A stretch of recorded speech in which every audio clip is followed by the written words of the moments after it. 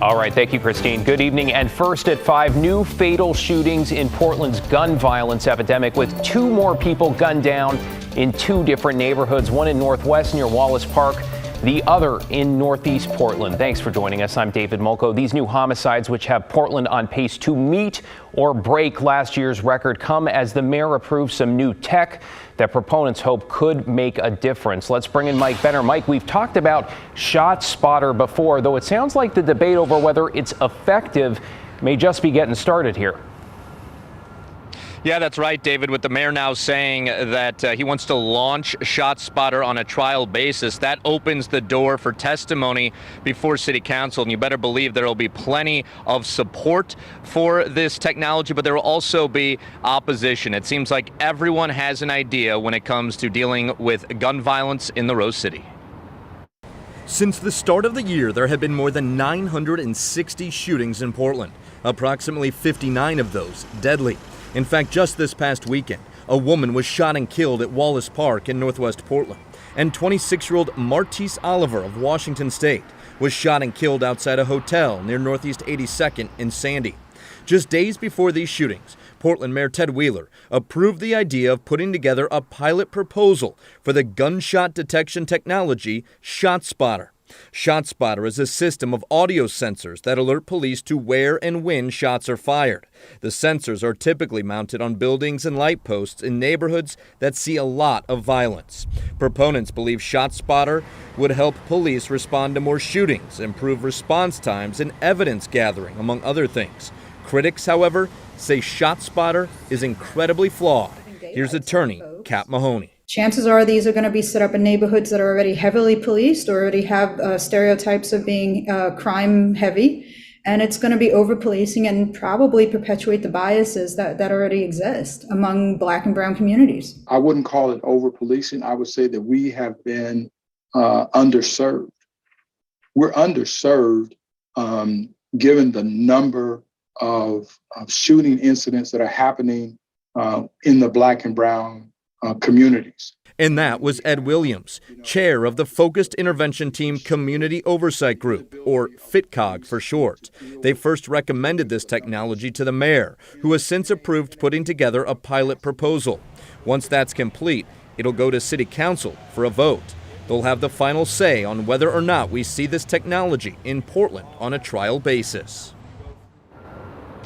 All right, at this point, it's unclear when City Council will vote on this pilot proposal. Regardless, Ed Williams thinks it should be a unanimous vote. He says anything short of that would be a vote for maintaining status quo. David. Mike Benner reporting tonight. Thanks, Mike.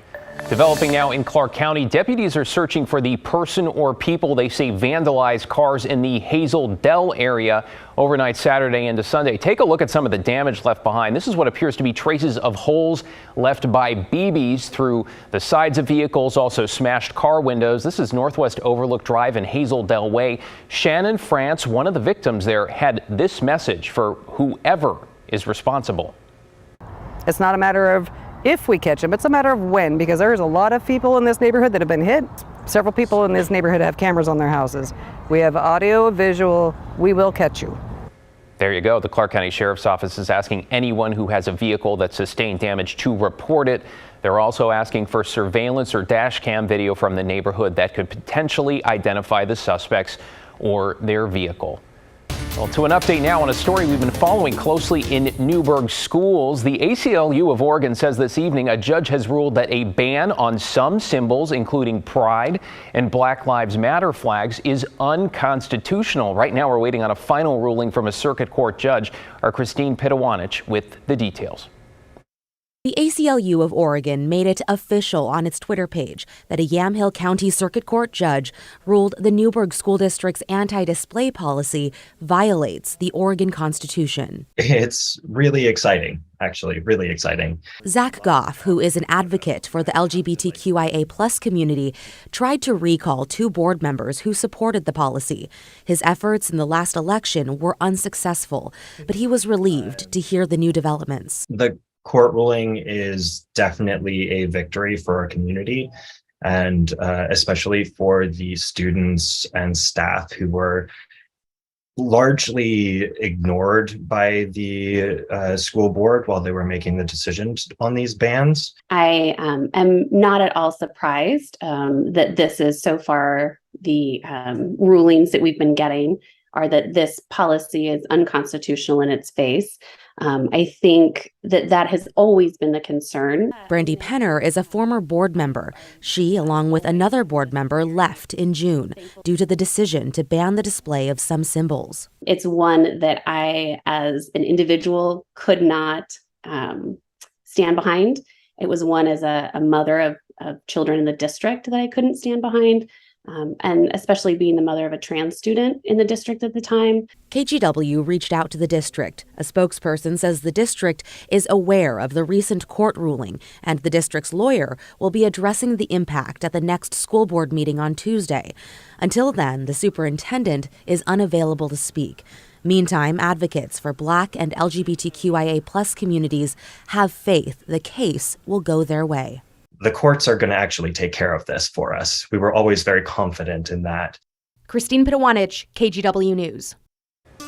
Let's talk about Portland's homeless crisis tonight and a police sergeant who finds himself in the middle of it every day. And that is because Sergeant Matt Jacobson leads the city's Central Precinct neighborhood response team. That covers everything from campers who cause disturbances to drug use and violence to helping people get off the streets and into housing. Sergeant Jacobson is also the person groups who work with the homeless call when they need help.